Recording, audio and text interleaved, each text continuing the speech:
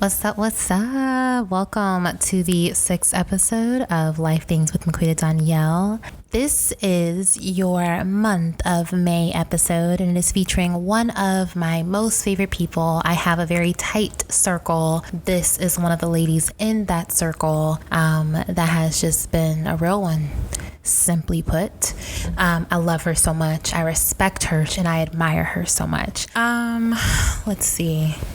To say something else. That's right. The episode actually ended up being so long. It was like 2 hours because we be talking some good stuff, that I've had to split it into two. So this is actually part 1 of the episode with Miss Kiya Lee, and you can get part 2 very shortly. Let's drop that intro. Hey guys, this is Maquita Donyel of Polished Pistol, and you have reached my podcast, Life Things. Here we talk about the things that happen in life, whether it be ups or downs, or moments in our lives that feel like they're going sideways. Most importantly, here we are safe, here we are free, and authenticity is the name of the game. Dude, I have a podcast. And this is gonna be fun. So, hey, Kiya. Hey, Cleta, how are you? I'm so glad that we get to have this conversation. The conversations that we normally have, and then just share it via the podcast. I think that's really dope and special. Thank you for agreeing to do this. You are welcome. I am super excited. You are getting me out of my shell. While we're in quarantine, I'm trying all new things. Right. Yep. That's amazing. And I'm in a space of openness. Yeah. So just similar to like the conversation that we was having the other day with regards to just, I guess, operating this world as us. And that like encompasses being single and being a single mom and, you know, facing it, going towards goals and dreams and all those various things that we talked about. So yeah, just it's that. Yeah, exactly. Just life talk. Normal life. Yeah. So it's interesting because Kiya recently took I guess like we were just saying, it's been a year now. But so Kiya recently took a big leap of faith from the northeast to the southeast with her and her beautiful baby girl. But yeah, so can you just kind of describe like what led you to do it, and then what that process was like for you? Like, was it something that you planned like detail by detail a year out or not? Yeah. Well, the reason why I took it in the first place, I think, is where I have to start the story. Just kind of a brief synopsis. I got divorced and left a toxic relationship. And in leaving a toxic marriage, I also realized that my family, not toxic, but it was just the same. I wasn't able to change the narrative and change the past, staying in where I was from. And so I made a decision, just myself, that I was going to start a new journey for myself and my daughter now that our life was completely different. And I realized that journey could not happen just being in the space where I grew up. Because, you know, sometimes when family and the people that have shaped who you are right. and where you come from have constant access to you, it begins to, those same cycles begin to seep into your life. Yep. And I just saw that happening, and not just into my life, but into my daughter's life. And can you speak on that a bit? Like how, because I think sometimes we, as people can forget that, right? Especially when it comes to children. Yes, it's not something that happens at one time. It's just little things that you see, changes that you wanted to make. I come from a line of women who were single mothers who right. had children and, you know, lived with their mother, lived with generations of families in the home. And the cycle was continuing. I also live with women who are very strong and amazing and powerful Black women, but who also forgot to be vulnerable and were carrying a lot of the anger and bitterness of things that they had been through. And I started to see it seeping into my daughter and seeping into the life that I had tried to create differently when I was with her father. And so I did not want to continue that cycle anymore. I made a conscious effort in raising her to raise her in some different patterns and just being back in that environment. And not that they had any ill will toward her. It was just, they were just doing what they knew. It was just generations of women and people just doing what they knew. Yeah. And I've begun to see that she was not used to that because her home had not been that. Her home had not been volatile. Her home was not a lot of yelling and screaming. Her home was a sanctuary for her. She was not used to a house with a bunch of people living in it and not her finding somewhere that was her space. And that really was huge for me. She stopped having her space. And that is important for children. It is so important. People, I think, overlook that all the time. Yes. Yeah, just learning that early on. Yes. That because you need it as an adult, but it starts, I think, as a child. Yeah. And I never understood that because my life was all I knew. I didn't know anything different. So, but once I got older and I cultivated my life and I cultivated my space, I protected that fiercely. And I understood that for her, she was unhappy. She was beginning to withdraw. And I realized that I had to create a different environment for her. So that, and I realized that environment could not be in a space where my family had access to us on a consistent basis. I had lived away for so long, and coming back home, going through my divorce was exactly what I needed. It was exactly what I needed because I needed my village around me. I needed my people around me. I needed that support system, and I'm grateful that I have that, and I'm grateful for it. But I understood that I needed to move on. So what triggered that? Because I think that sometimes I think that with like working on yourself, some things are like more innate than others. Like they just make sense. But how did you even know, like, okay, this stage is done. It's time to move on to the next stage. Like, for instance, this stage was helpful because I need my village around me to help me through this part. In my marriage or in leaving my family? I mean, do you want to speak on both? Well, in my marriage, what really was the straw that broke the camel's back for me was I was approaching 40. Okay. 40 was like 3 years away, and I could see it vividly. And prior to that, I had started to become comfortable in saying no. And in saying, this is not working for me anymore. And the closer I got to 40, I realized I was having the same conversations in my 30s that I was having in my 20s. And I just made a choice to refuse to have those conversations in another decade of my life. That's real. And I accepted the fact that I can't keep looking for somebody else to make that decision for me. So instead of asking him to fix us, I had to fix me and do what needed to be done for me to be happy, because you get one life. Right. And one opportunity to live it. That was so key what you said. Instead of asking him to fix me, I decided I need to fix myself. You didn't even say, I decided to fix us. That like myself part. Correct. Is I mean, that's insightful. It's important. And our space around us is a reflection of ourselves. Yes.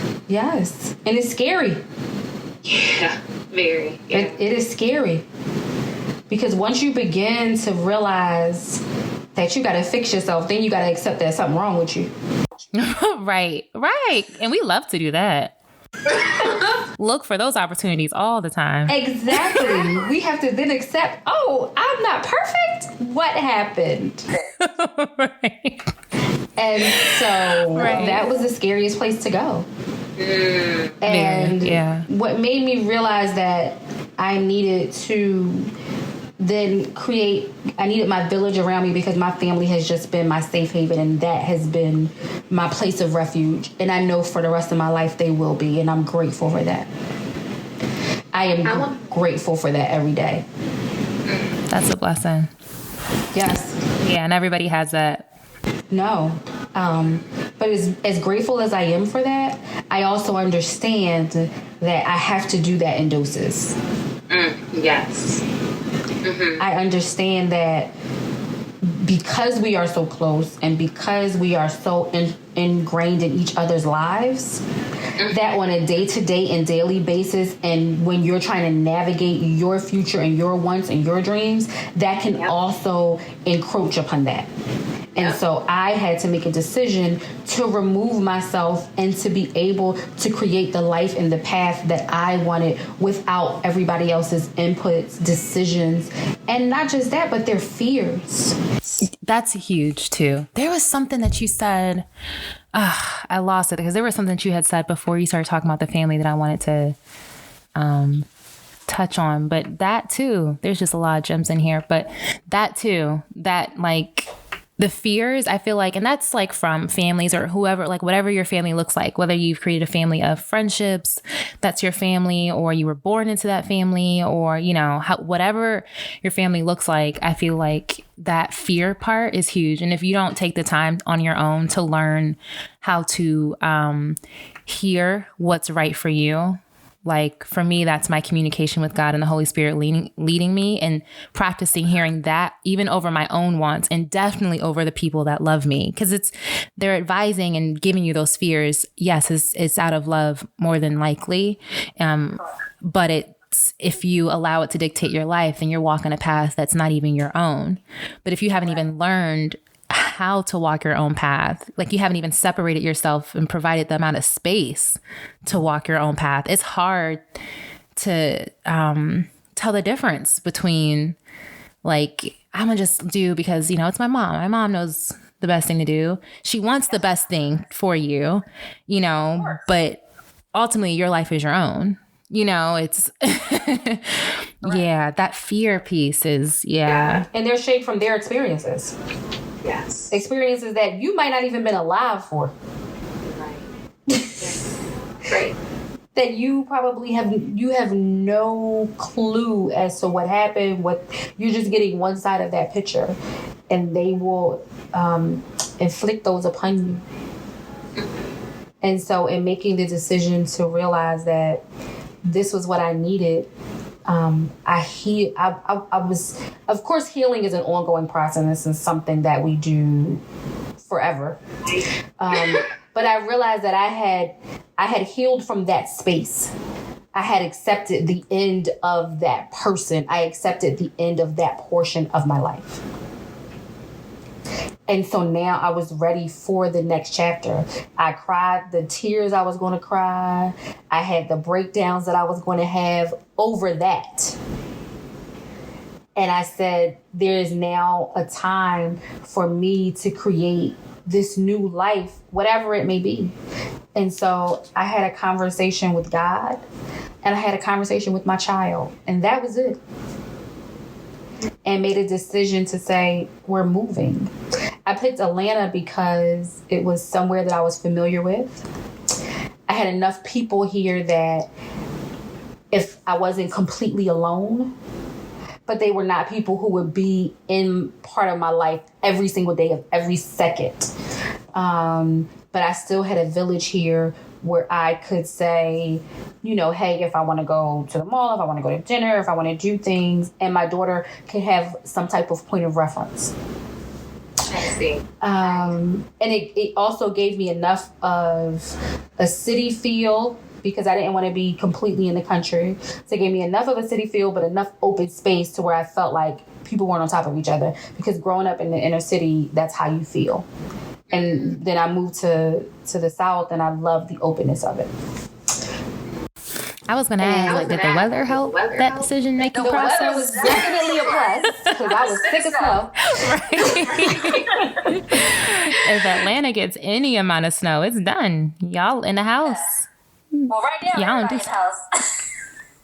True. True. Yes. I like those kind of things where it's like, wait, what? Snow? We don't do snow. That's the place for me. it doesn't get even like this winter. It had the weather has been great, but it just rains a lot. But that's okay. Yeah, it rains a lot. But when my daughter told me, and I asked her because, and a lot of people faulted me for this. They felt like I made her like she was a friend of mine's. And it wasn't that I asked her because, you know, I'm not a parent and I don't understand my role as a parent, you know, that I'm the authoritative figure. But I asked her because this is her life. I'm not just dragging this child along on this journey of me trying to figure it out. She is a part of this. These things are happening to her as well. Yes. And so I had to make sure that she was in a space that she was comfortable and she understood that she is just as much a part of this journey. Right. And I live my life for her and about her. And so I wasn't asking permission. I was asking her input. Right. And I think that's important for children. There's just so many, you know, like children, and then the added whatever, I don't know the right word, but the fact that they're not just children, they're also girls. I feel like children are oftentimes put in situations where their voice, people are ignoring their voice and what their opinions are. And they are just told to do life however people are telling them to do it. And then as girls, I feel like that's also reinforced in various ways, you know, and behave a certain way, talk a certain way, not too loud, you know, not too aggressive. And so I think that in reinforcing that, because what people constantly forget is that these children become people. As adults, we're usually healing from the things that what happened to us as a kid that we then somehow created again in our adulthood because, you know, we hadn't healed from it or whatever. So yeah, so that's why that's so key, because now your daughter gets to learn early on that my voice matters, my opinion matters, and the way that my life happens matters. It's not necessarily belonging to somebody else. And instead, my mom is there to like protect me and help me through it instead of dictate how it should go. Correct. I'm just her guide. God has placed me in her life to guide her. Right. And I understand that that is a privilege for me to do. Yes. Yes. Yes. And each day that I make either the right or the wrong decision. Right. Because I have made plenty of those. Right. Me too. It is going to affect her. It is going to affect everything that she is. And, you know, when you have children and you become a mom, you think of all of the grandiose things that you want to do. You want to, you know, give them the life you never had financially. You want them to be Rhodes Scholars. Life Things with Maquita Donyel will be right back after this commercial break. Amongst all of the unfortunate times that we're experiencing in this country and in the world right now, a friend and I, a fellow artist, and I decided to take our paint and poetic prose sessions online. Paint and prose, isn't that like a paint and sip? Yeah, but better. Paint and poetic prose is the virtual something different that you've been looking for. We bring a open mic-like experience and a paint and sip-like experience, bring them together, and we bring them online so that you can choose to either join a general class and meet new people, or host your own private session inclusive of you and your closest friends and family to celebrate a birthday or a holiday. For an example, we have a Mother's Day event that's recently been booked, and we also have a birthday that's recently been booked. All attendees will receive personalized packages delivered directly to their door and or whatever the address it is that they provide. If you are hosting your own birthday event, you no longer have to worry about party favors, entertainment, any sort of cleanup. Nope.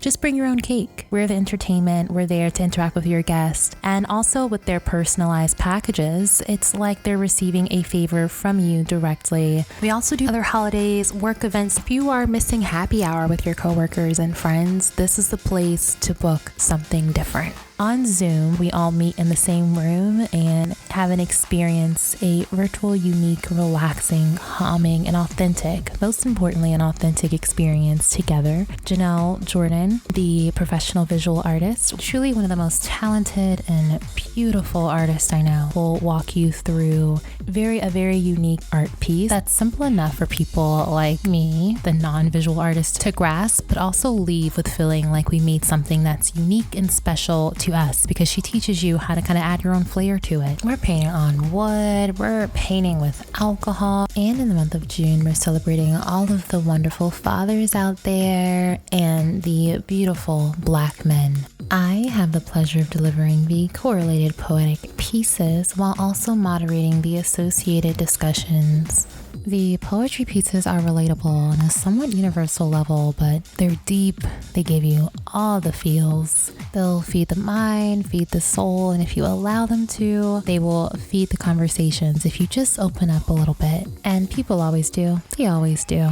Both the art pieces and the poetry selections correlate with one of 4 themes. That means that you'll be delivered poetry and you'll learn how to paint a unique but easy to follow art piece that is tied to earth, air, fire, or water. If you're a zodiac lover, this is right up your alley. All right, it's your turn. Go to the website right now. Open up a new tab, open up Safari, Google Chrome, wherever you are. Stop what you're doing. Go to www.paintandpoeticprose.com. Explore the options available. If you do not see a date and time that works well for you, hit us up, send us a message, but go to it right now. Here are some of the things that previous attendees had to say about their own experience. I was a little bit kind of intimidated in the beginning because I don't know anyone in the group, but I really felt, of course, I felt really welcomed, and it was a very warm group of women. Sometimes it's really hard, if you don't know people, but that's really great. So I think that the format of just being, by yourself participating is also such a great idea. And I'm not sure if you're just limiting this to women, Maquita Donyel, but I thought that this particular format is really very, it's very powerful to me, because I think that while everyone's struggling, I think that we have unique struggles as women. So I really appreciate this. So thanks for inviting me. Just getting this little snippet, I'm like, I want more. This is definitely something to look forward to for today. Yeah. For me, this has been a great experience just because I'm a girl's girl. I love meeting amazing women that are unapologetically themselves. And they like to share and be vulnerable and be strong and be funny and be emotional all at the same time. I know that as women, as wives, as sisters, as friends, as mothers, as business women, so many times we forget to take a moment for ourselves. So I want to thank each of you for taking those moments this evening to share that time with us, because we spread ourselves so thin many times. And to have the opportunity to just relate to other women in a really spiritual and artistic and calming. I mean, every time you read a poem, I closed my eyes and I just heard it. I didn't look at anything. I just was listening to it. And every time Janelle painted something, I was eyeing it. So it's like this really interesting juxtaposition between all of the senses of listening to something and taking it in without seeing anything, creating your own photograph in your mind, and then opening your eyes and creating something that's actual tangible art. I think you guys are onto something that people are going to need more and more. Please. Thank you so much, everyone, for your stories, for sharing your time, your energy. It's just been good vibes this evening. Hope we can grow this community and make it amazing, because I think it's really important. We are all trying to get it together, honey. We are all trying to get it together. Yeah. We are doing the best we can. The website again is www.paintandpoeticprose.com. We can't wait to meet you.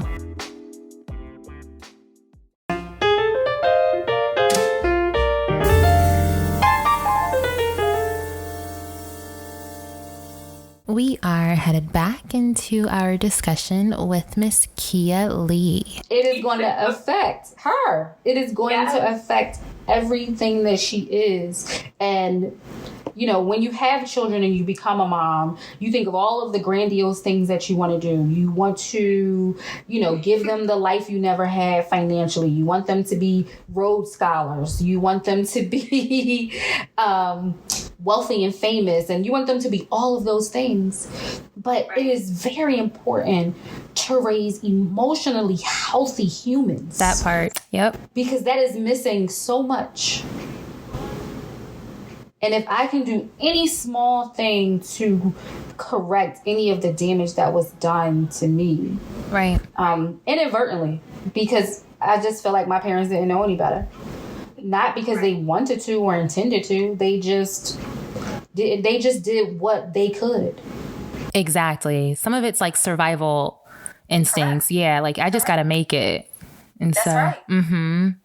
And so including her in this process was probably the best thing that I could have done for me, because it was something that her and I shared intimately just between the two of us, because intimacy should be included in all of your relationships. And that was something that we shared, just the two of us. And I specifically let her know, like, this is just us and this is just ours. And I begun to make decisions and began to work on my move without letting anybody know. Because I did not want everybody's thoughts and fears and opinions and who, what, when, why, how to already encroach upon all of the fears that I already had. There's that. Just doing it myself. Because I will be honest, I could not see my life where it is right now a year ago. I could not see this. Even when I made the decision, I am guaranteeing you none of this was actually a picture for me. It was not clear. I just put it out there. I said, this is what I want to do. And first thing I started doing was, you know, looking for jobs and all of that. But I couldn't see it. Right. So I was moving on faith. What is that like? That is, moving on faith is scary, mm-hmm. but it's exciting and nauseating. All at the same time. That was beautiful. That was so accurate. All at the same time. Yeah, exactly. Yes. Yeah. It is scary because you just don't know. It's unknown. The unknown.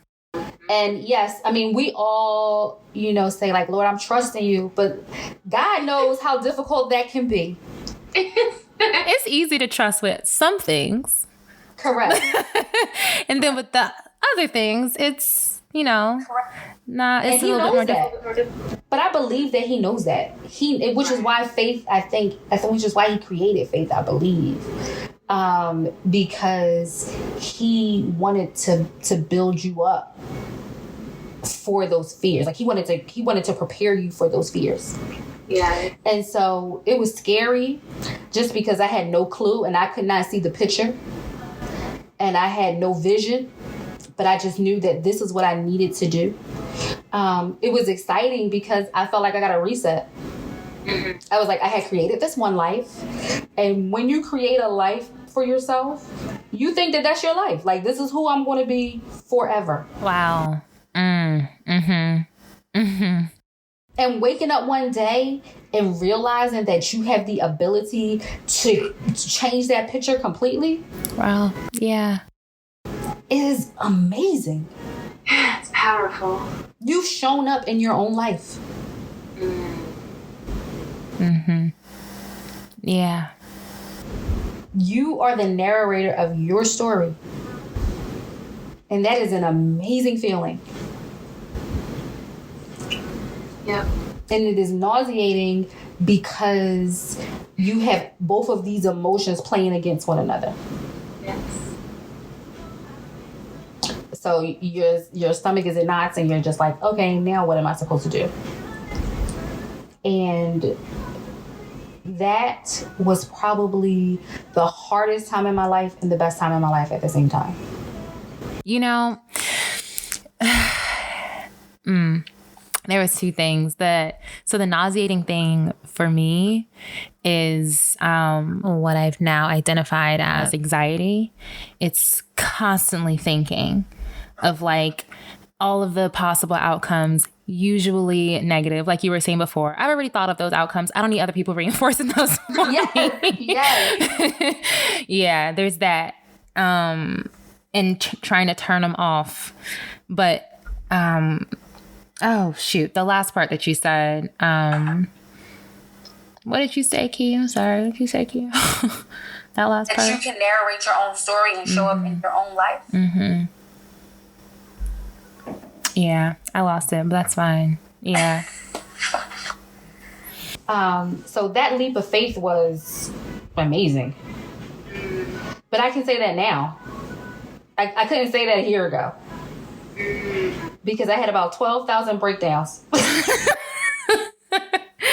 The hardest time, that's what it was. The hardest time and the most exciting, the best time. Correct. That part, yeah, that I thought was very accurate and very interesting. Like, can you explain that a little bit? It was the hardest because I had probably about a breakdown a day. Because I did not know how I was going to do it. My whole life was in one place. And when I left my marriage, I left with nothing. And so I had to figure out how I was going to create a whole life for me and a human. Yeah. Off of just my own sheer determination and perseverance and will, and it all being on me. And so it was scary. And it was somewhere that was 14 hours away from where I lived at. It's about 700 miles from where I lived at. So it wasn't like I could just go and kind of try it out and see what happens. I had to truly do so many things on faith. And God placed all of the people in my life that I needed in my life at that time. Every person who was afraid for me, there was someone in my life who was just as excited and could push me and could tell me I could do it and told me that I got this on the days when I had no clue. And so it was hard, just the task of it, just finding a job somewhere 14 hours away and trying to get back and forth. Quick question. Can you go deeper into, because that's important, the people that you have around you? Not only toxic relationships, right? Like it doesn't have to be toxic for it not to be the relationship that you kind of go to for advice or encouragement or what have you. So can you kind of describe that? Like you said, you had a person, like for every person you had another. I did. But my family was afraid because they couldn't see it. None of them had ever left the area that we grew up in. That was all they knew. And so I was starting out by myself with a child, and they just could not see it for me. And I realized that I have some of the most amazing women in my life who told me every single day, you got this. You don't have to question yourself. Right. You don't have to question your choices. And the Lord also placed me at that time in a relationship with a man who supported everything that was me. And for every fear that I had, he calmed it. And he gave me a solution for it. And he helped me work through all of the ways that I could not make it happen. Not just by talking to me, but, by giving me ways to get back and forth to where I needed to go. I mean, the Lord even placed in my life people who made it possible for me to be able to do it physically. Like, I did not know when I left, my daughter had to stay back for a month and to go to school, and my family could not keep her. So a friend of mine showed up for me, just a Girl Scout troop leader that I had met, and said, I got you. You know what? And see, that's the beauty of faith. That's because it's a lot of times, sometimes you can see the end result and you can't see the in between. But that's the thing, like, you can't plan things like that. If you just are obedient and you listen and follow through, that's incredible. You can't even plan a Girl Scout troop parent, like, being the person that's like, oh, I got you. Yes. Yes. I can't make this up. I could not write this story if I tried. That was like, it was like, you have a job, you have somewhere to stay. One of my family friends, I couldn't move into my apartment right away. And I had not talked to her on a regular basis. She was like, you need to come, you can stay with me for a month, don't worry about it. And I was just like, okay. And it was right by my job. I mean, there were all of my friends who, I had my friends that I grew up with, and I'm thankful for those friends. But I will say, I went to college and probably made some of the best friends I've ever made in my life. And going to college also allowed me to move and meet more extraordinary women. And my friends from college were like, why are we questioning this? Why are we questioning this? Why are you breaking down? Like, you get one day to kind of be a little afraid, but we're going to need you to get this together. They would not let me stay in the fear. I see. Because it's important to experience the feelings and let them happen. Correct. Because I know that I'm really good at picking myself up way before my mind and my body and my emotions were ready to keep it moving, but I would just do it anyway, But you're saying, like, in terms of like dwelling to the point of it affecting your everyday, that you don't move. Yes. And that you say, never mind, I can't do this. And that you allow yourself to fall victim to that. And having people in your life, and especially women in your life, who say to you, we don't live here. This is not where we live. This is not where we stay. And the reason that I say it's important to have women in your life, because men oftentimes can become very detached emotionally from things. They can compartmentalize much easier a lot of times, I believe, than women. So for women to understand that, they understand that you everything a lot of times in your life will affect you emotionally. And women will understand that. And they also understand a lot of times the journey that we're on as women, whether they're moms, whether they're married, whether they're business women, but they understand the journey that we're on. So when they can see that and they can say, I get it. I get all of it. And I get that you're scared and I get that you're worried. But I kind of describe like that part of it to like, I described it the other day to like a Black man, right? Like this whole like women thing. I'm like, well, imagine like you trying to explain to like, as a Black male, trying to explain to a white male what you go through every day. There's a piece of it, where it's a lot of unpacking. It's things that they'll probably never get. And that's exactly how it is with being a Black woman. I don't have to give you the backstory. Exactly. You can communicate with the woman and it's like, I know, because that's my day. Agreed. Exactly. I can start right here, right now. Yes. I don't have to give them the history of why I'm in the bed and I can't do this, or why I'm breaking down and saying, no, I can't make this happen. This isn't going to happen. Exactly. Yeah. And so those people being in my life, you as well, because there are many days that we have sat and talked, and I have said to you, I don't know what I'm going to do, and I don't know how I'm going to do this.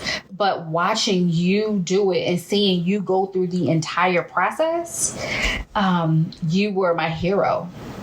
Because I feel like one thing about you, you created the narrative for your life, that you created what you wanted your life to look like in so many ways. And not just down to you moving, but down to, I remember when your daughter had her birthday party. And you were like, oh, I learned how to make these kind of cakes because I wanted her to have these special cakes for her birthday. And because this is what you wanted your life to look like and your child's life to look like, you showed up and you said, this is what we're going to do. Or you said that I want us to live this a healthy lifestyle. And I would tell you all the time, like, I know you just eat berries and... Works. I can't. I don't. And I remember packing up your kitchen like, where's the food? Stop. But because that was the narrative and the picture that you wanted for your life, those were the choices, and you made those choices unapologetically.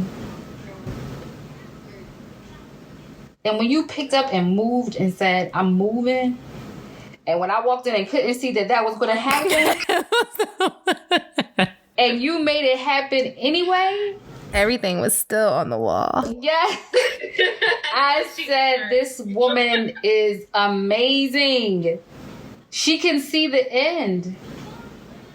And you made me see that sometimes in the midst of it all, you can still see the end. You can see that this is not where I'm going to be stuck. Yeah. But truly, like, Kiya, that was the confidence of God. In that stage of my life, it was off the chain. Like, I was in a custody battle at that time as well. And there were so many people telling me not to do it, and for valid reasons and for scary reasons. And then it was truly like God's voice. When he said it, it was unmistakable. And so, you know, that it's a choice. Like, am I going to decide to follow what I clearly hear that God's telling me to do? Or am I going to just, you know, confine myself to what it is that I already know for the sake of it logically making sense? Right. You know, and that scares me, I think, more than going. Yes. And I learned that from you. I learned that from you so many years ago, because, you know, at that time, you know, I was dealing with a lot of the things that I dealt with 3 years ago when I finally decided to leave. And so I thank you for that, for planting that seed in me that you probably didn't even realize that you did. Right. In all of our conversations and all of our times of just being vulnerable with one another and feeling safe. Yeah. And thank you for being one of the people that encouraged the process, that came to my house to help me pack up my stuff that was not ready to be packed up. To bring the wine that I needed for sure that evening. It was, you know, yeah. Yes. Those are the times that I feel like, you know, God understands who you need. Right. And what you need. And he brings people in your life that you know are supposed to be forever people. Right. Right. But he can't do it if you choose to not listen to what he's asking you to do. Correct. Because then you can't, if he's not going to force you into the next step, you got to make that decision. It's just that what we don't realize is that in that next step does come a lot of nausea and fear and craziness, but also it comes those blessings, like the friendships and experiences that we wouldn't have had that make us better women and people, you know? Correct. And I'm so grateful for all of that. And I know that I could not have done this without any of those women or that man being a part of my life. And being vulnerable enough to share that with people. because that's the scary part of it. So can you speak on that too? Because I know, like, I feel like one thing I do talk about often is being vulnerable, but I don't want to, and being authentic, but I don't want to ignore the fact that it's not safe to do that everywhere. Because there are some people who will use that and misuse it and use it as a tool to work against you, to hurt you, because of whatever it is that they're going through that they haven't healed from. But so can you kind of explain like how you and your journey chose to be vulnerable, when, how, to who? It's funny you asked me that today.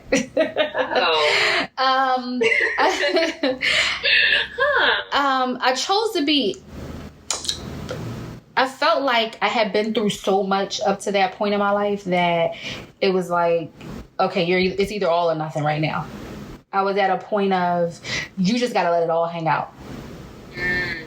And so in doing so, because I don't think God does anything to harm us, but I do believe that he allows us to go through things that will break us down, that will teach us he is God all by himself.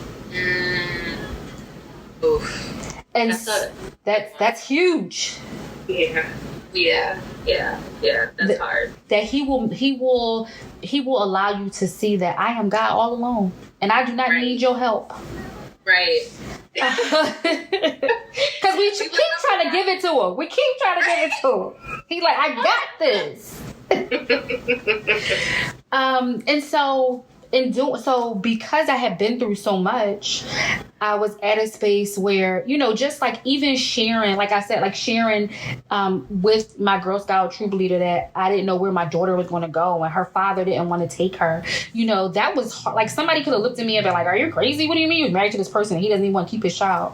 But I was at a space of just understanding that I'm going through this and I'm in this for a reason. And then I created, I feel like, a village of people right now at this very moment in my life. It's a village of women who are my safe havens. I have learned through hard work, through hurt, of the people that I can be completely myself with. And friends I can call and say, I can bare my soul. That I can bare my soul to. And of course, there are different people that I can at times have different conversations with, or I have to have conversation in different ways because everybody's different. But I understand that I can still be my authentic self and they will accept me as I am. In my relationships romantically, I don't think I figured that part out yet, because the men that I've had in my life, I have been vulnerable with, and I have loved, even including my father, and they have not reciprocated that. So I don't know if I figured out in that aspect how vulnerable I can be. And if I'm being vulnerable or open for the right people. But the one thing about me as a person is there is no middle ground with me. I either love you all the way or I don't love you at all. I don't know how to half-ass love. Right. Because it is something that is in me and it's what I do.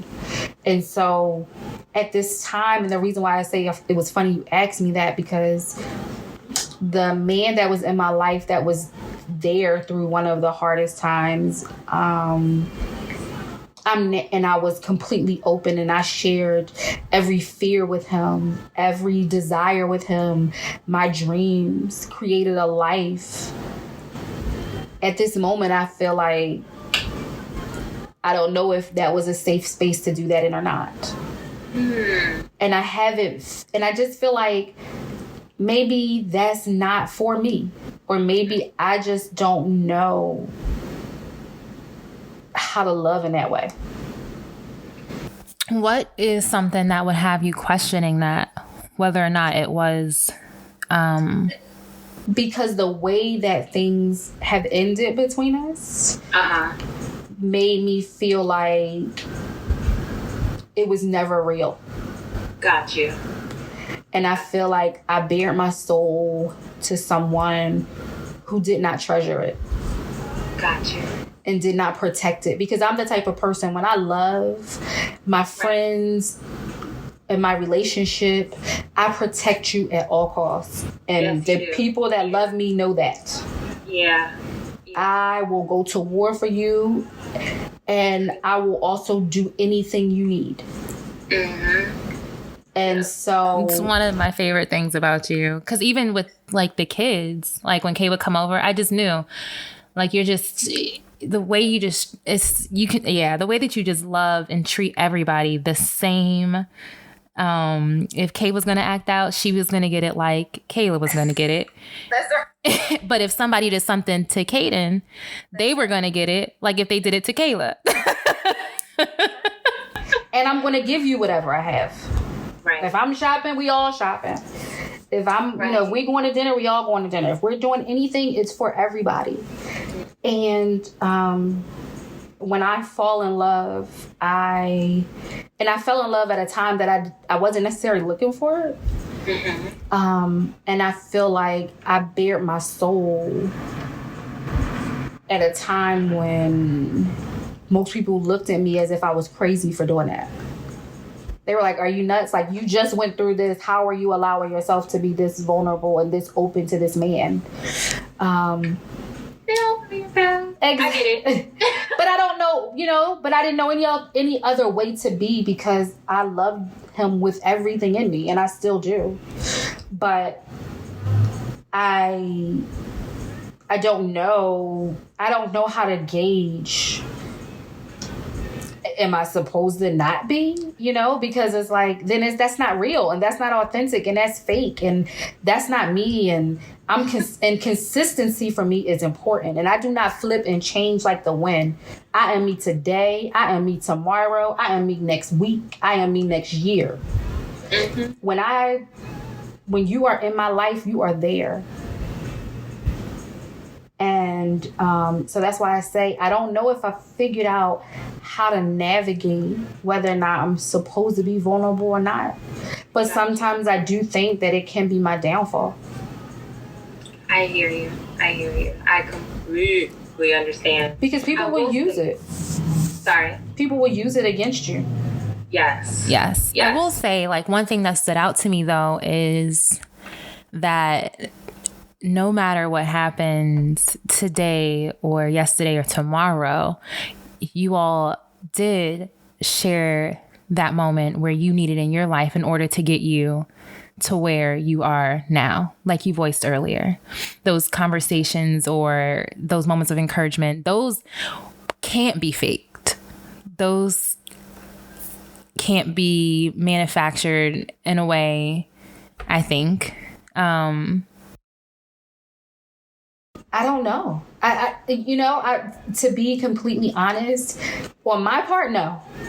But on his part, I can't say, because people can do what they need to do in order to get what they need from you. Right. At times. True. And I believe that if somebody can hurt you when you don't deserve it, that there has to be a space where something in them was not genuine at the time. I see. So yes, those moments were real, but if I don't know if the emotion was real.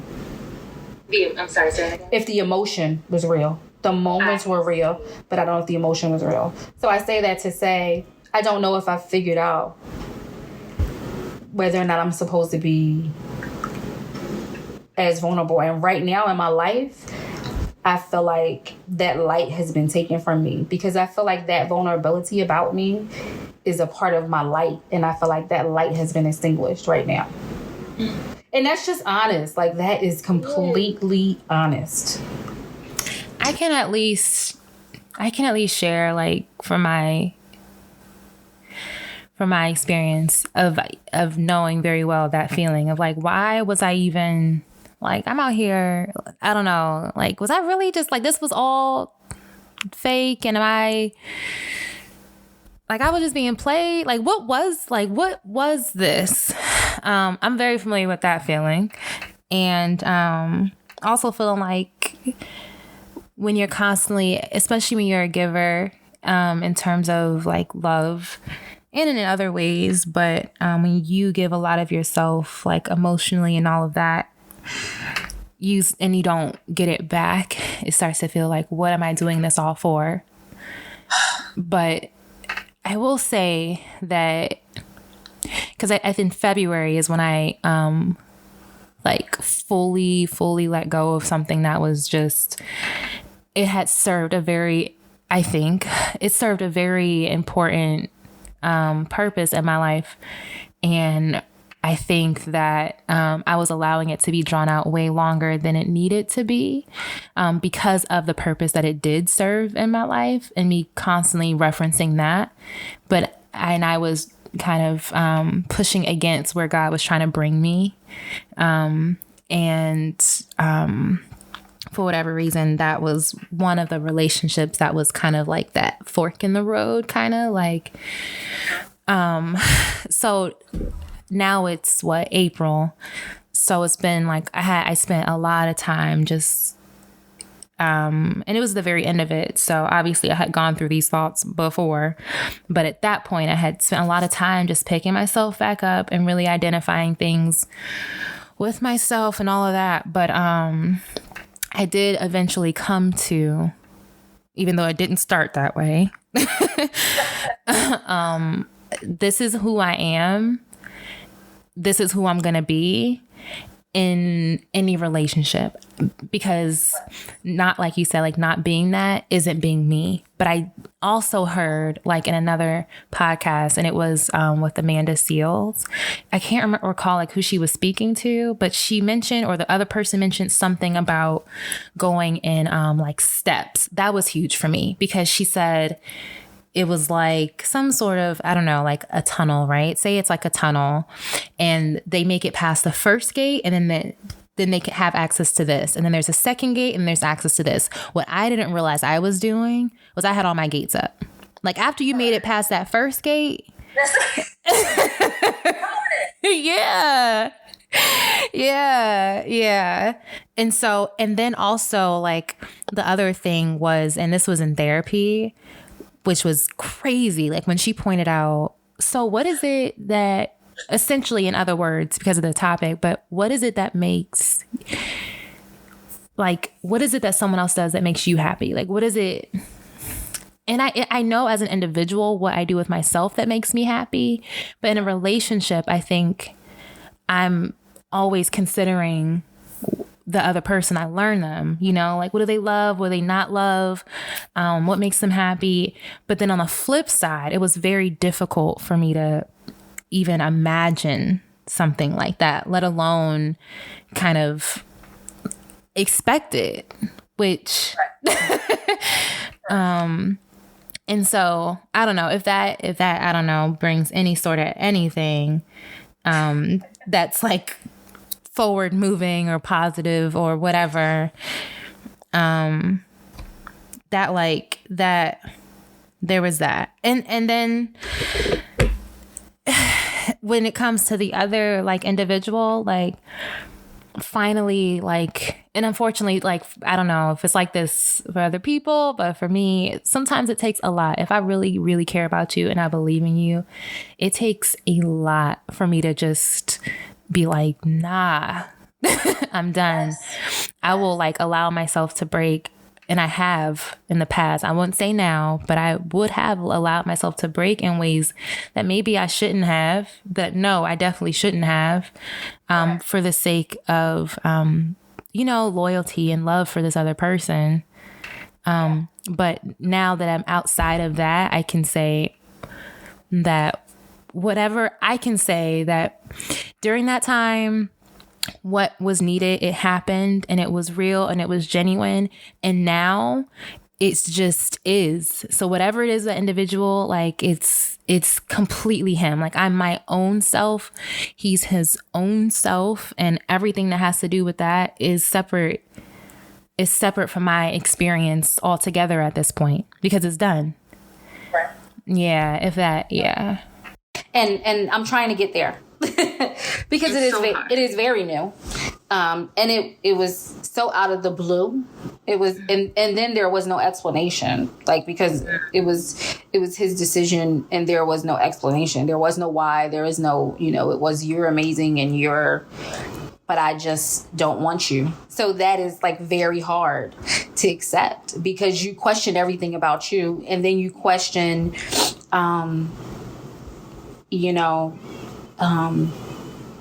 what didn't I see? How did I allow myself to be this open and to give you so much? And you're just so cavalier with that. But I do look at things and I say, I'm trying to figure out the lesson in this. Yeah, be introspective so you don't repeat. I don't want to make these same mistakes because I feel like I've gone through the phases of my life that I'm supposed to go through. Like I have, left the toxic relationship, created the new life for me and my child, created a home for us, created a career for myself. And now I'm in this space of I'm ready for love. And I mean for genuine, like real love. And it's like people who say it's okay for you to like go after your home and your life, but why is it not okay to go after love? Like, why is that not okay? And not saying like you're walking around like, oh my God, I want these people to love me, but you're intentional about it. And so, I guess I'm going to figure that's the part of this journey that I'm on now. I like that is the step where I'm at. And I do know, what I have accepted is, one day I'm going to be able to be that me again. For sure. Just not today. Right. Yes. Just not today. Or maybe a different version of it. I don't know yet. Say that again? I said maybe a different version of it. People have these conversations when they're already at the space of, I have it figured out. And I know that this is exactly who I am. I am here to tell you I have no clue. Right. I have no clue. I just know that right now, I have not figured out that discernment of how not to be open with the people that I love and how not to give all of me if I love you. Haven't figured that out yet. But hey, that's for this year's journey. Yes. Yeah. Last year's trip was to get here. Right. Right. Now it's continuously making yourself a better person. Correct. Learning more about yourself, all of that. Because now you have the space and the time to do it. Yes. Yeah. Yes. Yeah. Thank you so much for sharing that. It's very real. Thank you. Thank you for allowing me to. I told you tonight I'm an open book. I know. And you caught me in a space where all of this was happening in my life, right? It's always something. It's always, like you said, it's never easy. Never. Easy never does it. It's never easy. There's always something going on. It's never just like, hey girl, I'm not doing nothing. I'm just sitting around twiddling my thumbs. No. Never. That is not life. Not my life. Quick plug for my book, Stories of a Polished Pistol, Unpaved, available on Amazon.com. Yes. He never does it. And whenever we have conversations, no matter if it is every other day, no matter if it's been 2 months, 3 months, a year, whatever, it's never just like, hey girl, I'm just chilling. No, I've decided to change my whole life today. Sorry to disappoint you, but that's the end of part 1 of this episode. So I hope you enjoyed. Make sure that you subscribe to the podcast on whatever platform it is that you listen to podcasts. And so that way you'll be notified when the second part of this episode is posted. We are covering essentially a whole new bag of topics. We go further into some of these topics, but yeah, it's definitely something you want to catch. Thank you to my love, Kiya, for meeting me here on the Life Things with Maquita Donyel podcast, and we'll head out. Life Things with Maquita Donyel the podcast was actually listed as a top, let me pull up the exact title so I don't mess it up. All right, top 10 single mom podcasts you must follow in 2020. So share with your friends. I'm just saying. And that's on FeedSpot. I'll put a link in the description as well. Thank you, FeedSpot.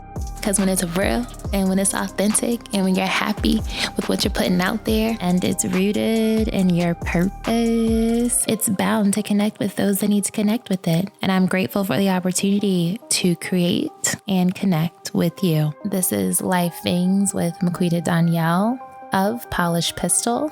You can follow me on social media at Maquita Donyel. That's on Instagram, Facebook, etc. You can follow future blog posts and check out the old blog post on polishedpistol.com. And I'll see you on the next episode.